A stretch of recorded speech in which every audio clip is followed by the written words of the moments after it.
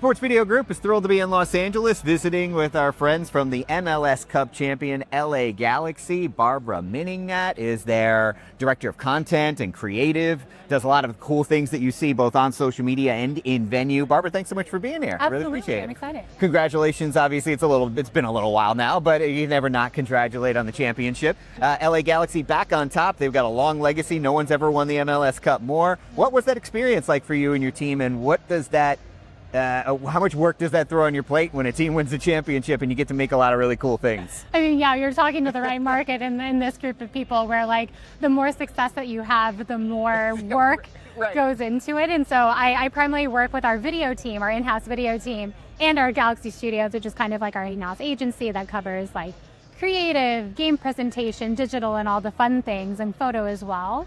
But yeah, winning a championship, I kind of mentioned it during the panel, but you never know working in sports your entire career if you'll ever be blessed enough to work for a team that actually wins something that like the team on the field and the team like in the front office, like you strive so hard to be the best, and being the best in that sense is like you never know. So I get emotional thinking about it. But yeah, the amount of work that went in, it doubles down because you want to be able to tell the stories right and in the most authentic way possible for your team and the struggles that have gone into it, but you also don't want to be so cliche with it all as well. And so yeah, I'm incredibly proud with how our team kind of put our heads down and did the work to tell the stories and kind of reflect back and respect the legacy that we have in having 5 MLS Cups before the 6th one, and be able to tell that in a way that like doesn't rest on those laurels and doesn't focus too much on the history,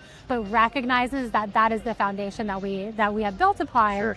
And then all the storytelling that we did after that is all about our current team and our current roster and the landscape that we're in today. And my team are just beautiful storytellers, and the cinematography that they displayed that hopefully you guys can all see when you go online and check things out. It really is bar none. Going to an LA Galaxy game is a lot of fun. I've had the opportunity to do it once and it was a blast. You guys do really cool things to make the environment really exciting. Sounds of the Galaxy is one where you guys really make a cool music environment as part of the game. What's that project entail, and what's the work that goes into making that happen? Yeah, that's actually a brainchild of my boss, who's the chief brand officer for the LA Galaxy, Will Nisselbrook.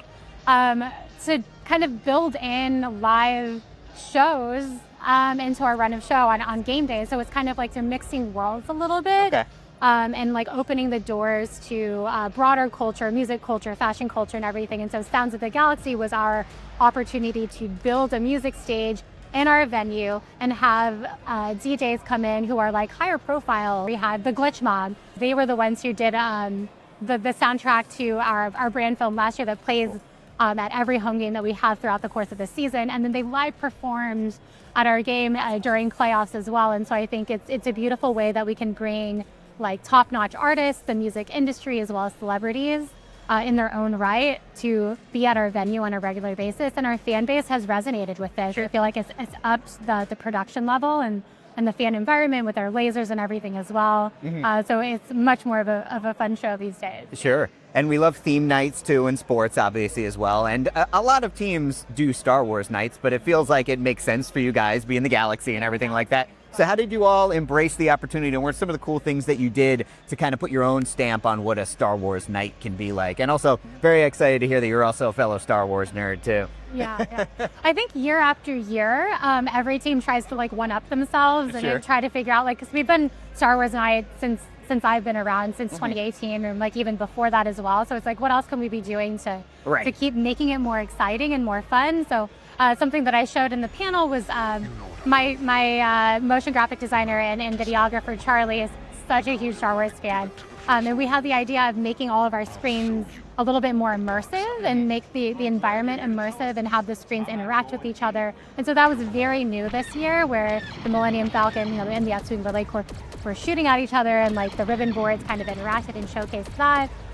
So I think that really ups the environment. So when people step in and they know that it's Star Wars night, you want them to feel like they're walking in to that set. And being so close to Disney and Universal and everything, like we have inspiration all the time. So it's like, what can we do for a soccer team to bring that environment and like really leverage that fan base as well. Well, a lot of incredible stuff happening at the MLS Cup Champions. Barbara, thank you so much for being here and being a part of the event, sharing your expertise with our crowd. And yeah, it's a pleasure to speak to you, what you guys are up to. No, thank you so much. All right, for more of everything going on in the LA venue scene and also some more interviews with folks like Barbara, head on over to our website at sportsvideo.org. You can go to the SVG YouTube channel and our video platform, SVG Play.